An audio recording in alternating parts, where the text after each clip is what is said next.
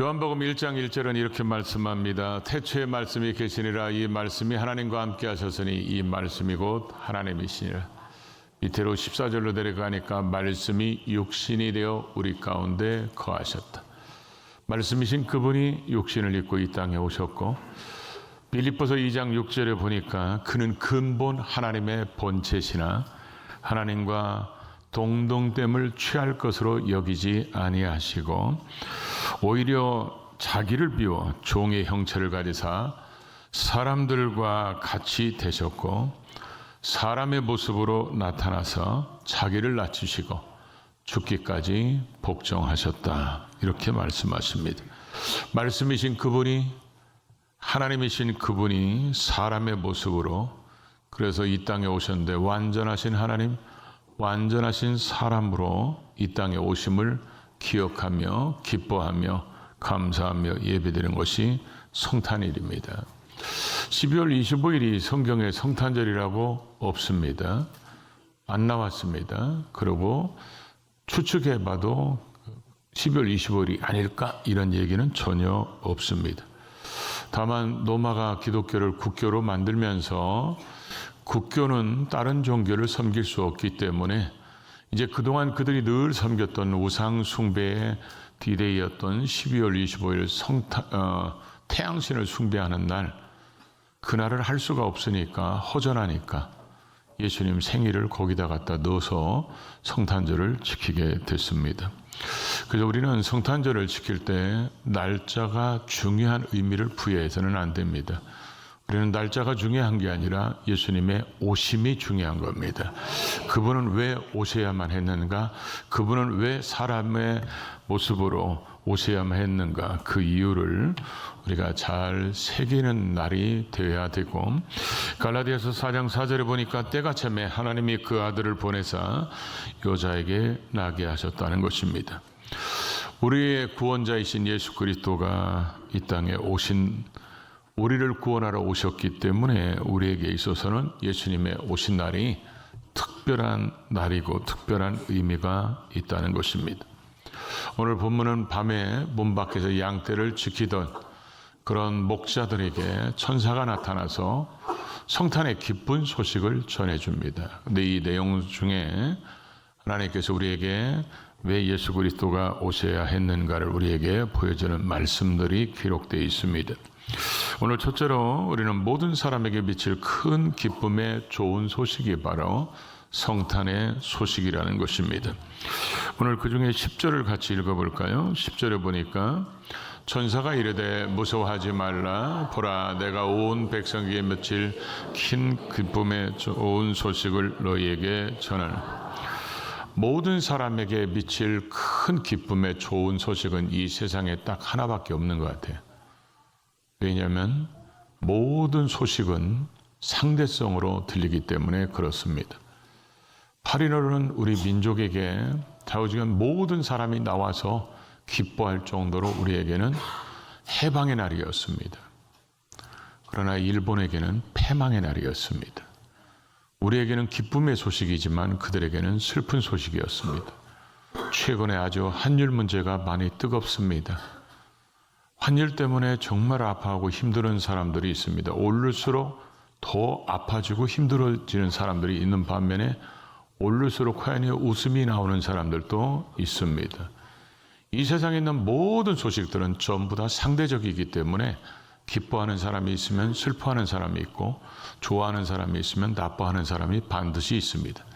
그러나 오늘 성경은 예수 그리스도가 이 땅에 오신 그 소식은 내가 온 백성에게 미칠 큰 기쁨의 좋은 소식이라고 말씀하고 있습니다. 내가 좋은 소식을 전한다 했을 때 이 쓰여지는 단어가 유앙겔리조마이라는 단어인데, 이 단어는 성경에서 보면 전문 용어로 되어 있습니다.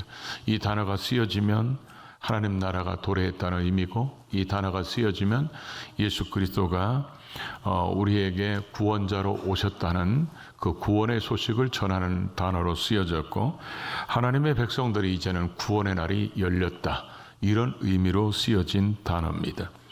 그래서 그걸 큰 기쁨의 좋은 소식이라고 그러는데, 이 큰 기쁨의 좋은 소식을 받을 사람들의 범위도 성경은 얘기하고 있습니다.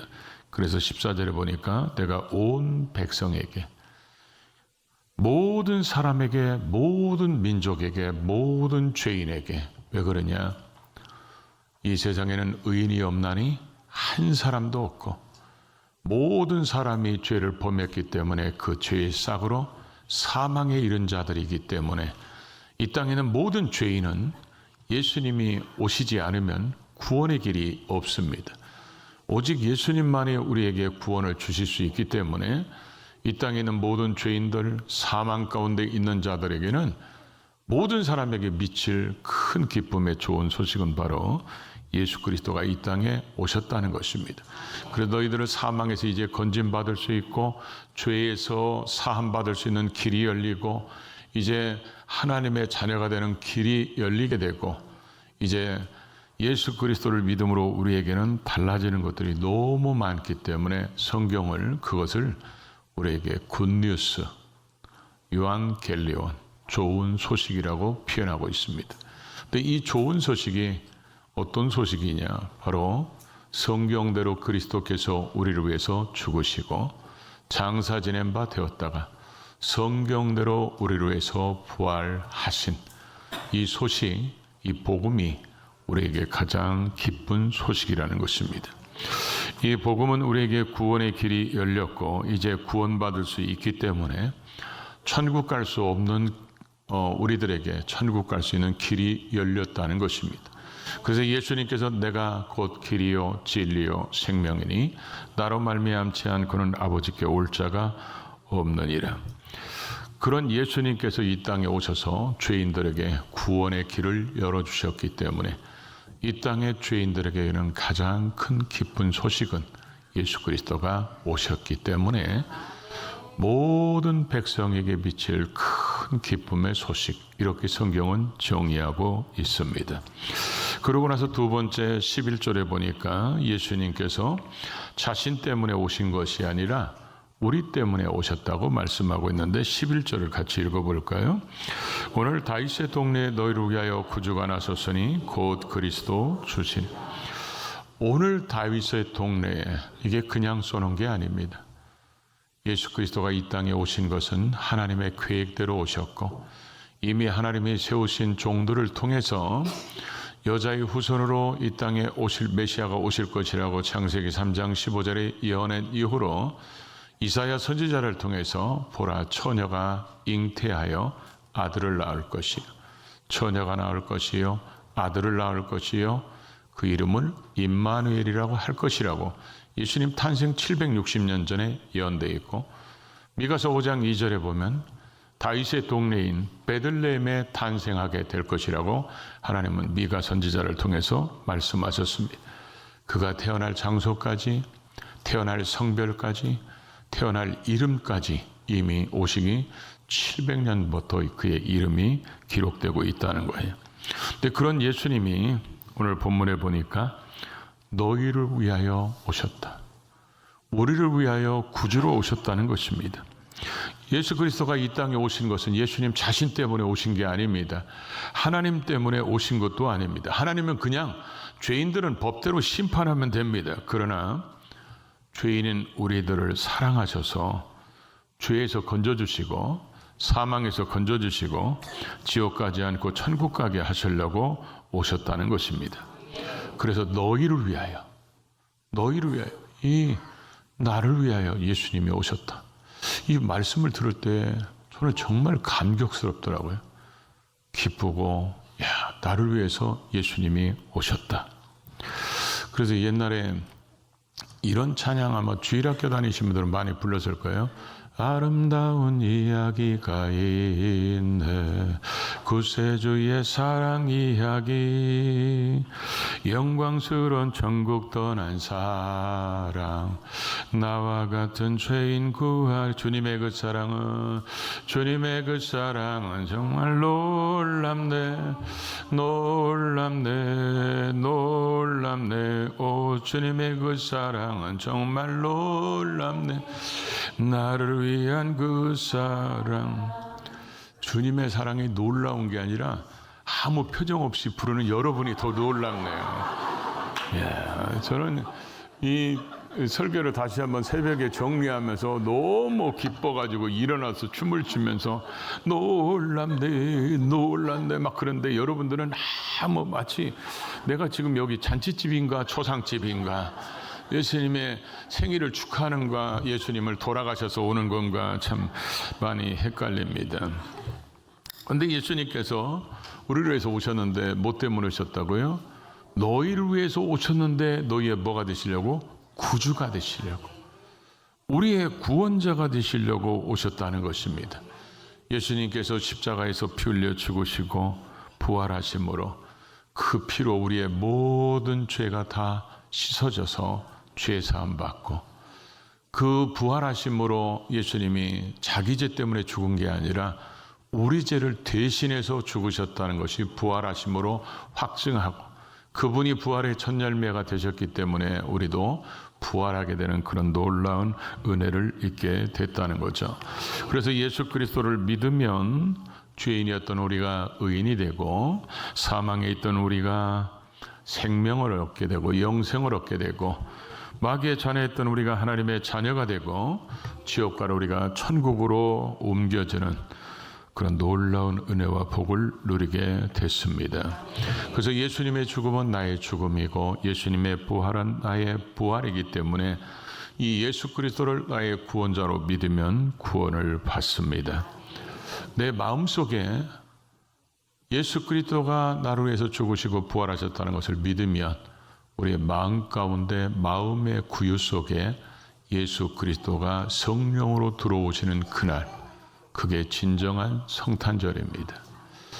그래서 우리 마음 가운데 성령님이 오셔서 너는 이제 하나님의 자녀가 됐어, 너는 구원받은 보증으로 성령을 너희 안에 넣어주셨다고 말씀한 것처럼 성령님이 우리 안에 와 계시기 때문에 우리는 구원받은 하나님의 자녀로서 살아가게 되는데, 이제 문제는 여러분들이 이렇게 예수 그리스도를 영접한 경험이 있느냐는 거예요. 그런 고백을 하신 적이 있느냐는 겁니다. 많은 사람들이 교회를 왔다 갔다 하다 보니까 이게 예수를 자기 입술로 고백해 본 적이 없는 사람들도 있습니다. 제가 사실 목회를 하다가 전도사 때 그런 일이 많은데 참 충격받은 게, 돌아가실 때도 직분자들이, 구원의 확신이 없는 사람들이 의외로 많은 것 때문에 그분도 놀랬겠지만 나도 놀랬습니다. 어떻게 교회를 이렇게 오래 다녔는데 구원의 확신이 없을까? 어떻게 이분들은 자기 입술로 예수를 나의 구원자라고 고백하지 못했을까? 그래서 예수 그리스도를 나의 구원자로 믿고 고백하는 것은 굉장히 중요합니다. 사람이 마음으로 믿어 의에 이르고 입으로 시인하여 구원에 이른다고 말씀했습니다. 그래서 오늘 다시 한번 다 같이 하겠습니다. 그냥 눈 뜨고 해도 됩니다. 예수 그리스도를 나의 구원자로 믿는 사람들은 따라서 기도하시기 바랍니다. 예수 그리스도가 오셔서 십자가에서 피 흘리신 것이 나의 모든 죄를 씻어주시려고 흘리신 것을 내가 믿습니다. 그 피로 내 모든 죄가 씻어졌음을 믿습니다. 예수님께서 나를 위해서 부활하셨음을 믿습니다. 내 안에 성령님이 오셔서 나를 주관하여 주옵소서. 예수님을 나의 구원자로, 나의 구주로 영접합니다. 예수님의 이름으로 기도합니다. 아멘 하셨어요? 예. 저는 이 예수 그리스도를 믿고 구원받았을 때 이런 질문이 생겼어요. 도대체 내가 누구이길래 하나님께서 그렇게까지 하셔야만 했는가? 제가 이 복음의 진리를 깨닫고 두 가지가 분명해지니까 인생이 달라졌어요.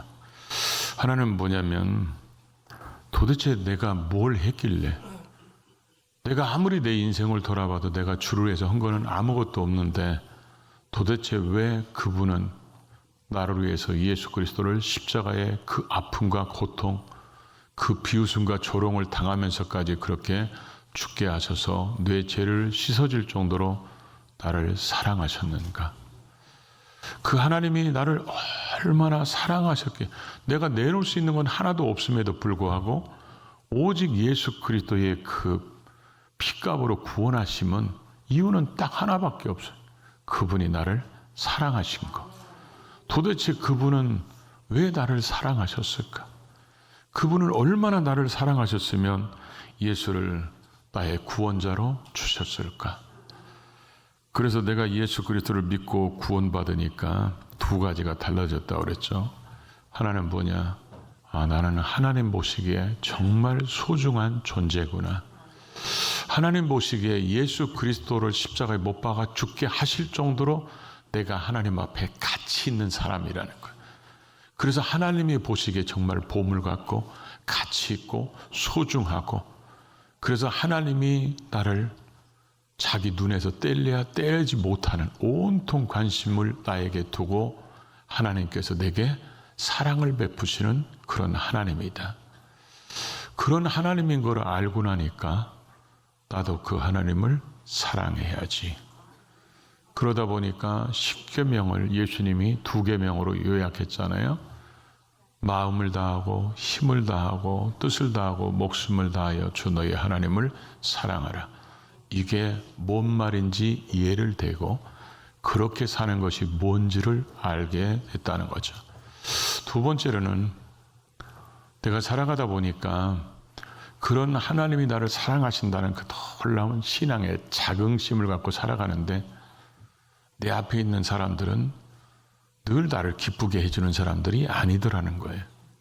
오늘 또 이렇게 예배드리는데 아멘도 안 하는 사람들도 있고, 그냥 애들 찬양하니까 그냥 우리 부모님들이 얼마나 웃기냐면, 어제도 제가 보면서 자기 애들이 너무 소중하니까 막 불러 앞에서. 그런데 얘는 선생님을 보고 지금 율동을 따라해야 되는데 엄마가 부르니까 거기 보다가 이렇게 하다가 지금 뭐 어디를 해야 되는지를 잊어버려가지고, 야, 그렇게 사랑하는데, 네, 하나님께서 제가 그런 구원의 진리를 깨닫고 나서 하나님의 그 위대한 사랑을 깨달으니까 나도 그 사랑에 화답하려는 인생으로 바뀌어지고, 두 번째로는 이웃에 대한 생각이 달라졌다는 거예요.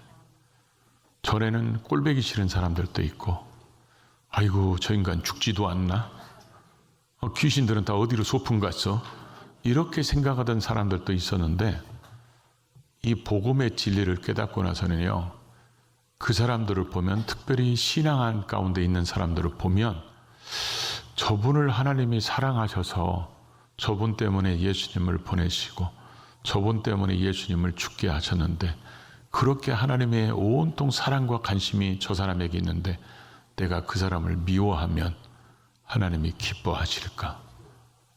그 다음부터 사람들에 대한 미움이 사라지기 시작했어요. 그러다 보니까 5계명부터 10계명이 실천되는 거예요. 내 이웃을 내 몸같이 사랑하라. 이 복음의 진리 속에 그게 들어있더라니까요. 복음의 진리 속에. 그냥 우리는 억지로 계명을 지키는 게 아니라 그 복음을 알고 복음을 믿고 복음을 깨닫고 나니까 하나님 사랑, 이웃 사랑이 당연하게. 그러니까 우리는 절대로 다른 사람을, 하나님이 사랑해서 예수 그리스도를 통해서 구원받은 그런 사람을 미워하거나 비판하거나 증오하거나 절대 그러면 안 됩니다. 그건 하나님이 원하시는 게 아니에요. 그리고 아직 그 하나님의 사랑이 누리지 못하는 사람들도 누릴 대상이기 때문에 우리는 세상에 있는 사람들도 그 사랑이 우리를 통해서 흘러가도록 해야지, 그들을 미워하고 정죄하고 그래도 안 됩니다. 우리는 마음이 편안해야 돼요. 왜 그러냐? 다 사랑하니까. 그렇게 돼야 되는데, 물론 아멘 안 해도 내가 이해는 합니다. 그래서 성경에 보면 왜 그렇게 우리가 사랑해야 되느냐, 그 이유를 14절에 이렇게 써놨어요. 지극히 높은 곳에서는 하나님께 영광이요 땅에서는 하나님이 기뻐하시는 사람들 중에 평화로다 하니. 지극히 높은 곳에서는 하나님께 영광이고 땅에서는 뭐요? 하나님이 기뻐하는 사람들 중에 평화로다. 그러니까 우리가 이게 약자로 잘못 쓰면 하늘엔 영광 땅에는 평화. 근데 그 의미를 모르면 그건 잘못 쓰는 겁니다. 분명히 하나님께는 영광이에요. 지극히 높은 곳에서는 하나님께 영광이고 땅에서는 하나님이 기뻐하시는 사람들 중에, 이게 누굽니까? 하나님의 선택을 입은 사람, 하나님의 호의가 있는 사람, 하나님이 은혜 베푸는 사람들 중에는 우리는 본질상 진노의 자녀였기 때문에 하나님과 원수된 사이에 있는데, 예수님이 하나님과 우리 사이에 화목제물이 되심으로 예수를 믿는 우리는 하나님과 뭐요? 화목하게 돼서 화평한 관계를 이루게 되고, 하나님과 우리 사이에 그 화평한 평화의 상태가 이루어지니까 우리 마음속에 하나님이 주시는 평강이 넘쳐서 하나님 앞에서 서는 게 두려운 게 아니라 하나님을 기다리는 뭐요? 기쁨과 소망 있게 만들어졌다는 거예요. 그래서 하나님이 기뻐하심을 입은 사람들이 바로 저와 여러분이기 때문에 하나님 주시는 이 평화를 맛보게 됐고, 이 평화는 세상을 향해서 뭐요? 흘러가야 되는 거예요. 그래서 우리 그리스도인들이 가는 곳곳마다 하나님과 화평케 하는, 화목케 하는, 예수 그리스도를 통해서 하나님과 화목케 하는 직책을 우리에게 주셨으니까 이 일을 행하는 자들이 저와 여러분이 되어야 된다는 거죠.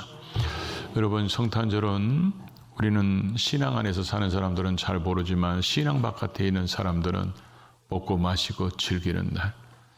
그래서 옛날에 제가 어떤 책을 보니까 세상에서 마약이 제일 많이 팔리는 날, 세상에서 범죄가 제일 많이 일어나는 날, 세상에서 술이 제일 많이 팔리는 날이 성탄절 이브날이라는 겁니다. 그러니까 그들은 먹고 마시고 즐기면서 죄악 속에 살고 있는 그들 속에 그러라고 예수님이 오신 게 아니에요. 그런 죄인들을 구원하러 이 땅에 오셨습니다. 그래서 칼바트라는 신학자가 이렇게 표현했어요. 하나님은 하늘에 계시고 사람은 땅에 있고, 하나님의 시간은 영원하고 사람의 시간은 유한하고, 그 유한한 사람들에게 친구가 되기 위해서 사람의 모습으로 이 땅에 오신 날, 그것이 바로 성탄절의 의미라고 표현하고 있습니다. 이 성탄의 진정한 기쁨의 소식을 맛본 사람들은 오늘 누가복음 2장 20절에 보면 목자들이 자기들이 가서 천사들이 기쁜 소식을 듣고 된 일을 보자 가서 확인하고 경배하고 그들이 하나님께 영광 돌리며 찬송하며 돌아가느니라, 그렇게 되어 있습니다. 구원의 은혜를 잊고 마음 가운데 예수 그리스도가 탄생한 성탄의 진정한 의미를 깨닫고 예수를 구주로 모시고 사는 사람들은 두 가지가 늘 주님 앞에 설 때까지 있어야 한다는 거예요. 하나님께 영광 돌리며 그렇게 행하시는 하나님을 찬양하며 사는 것입니다. 저와 여러분이 그렇게 살 수 있기를 주의 이름으로 축복합니다.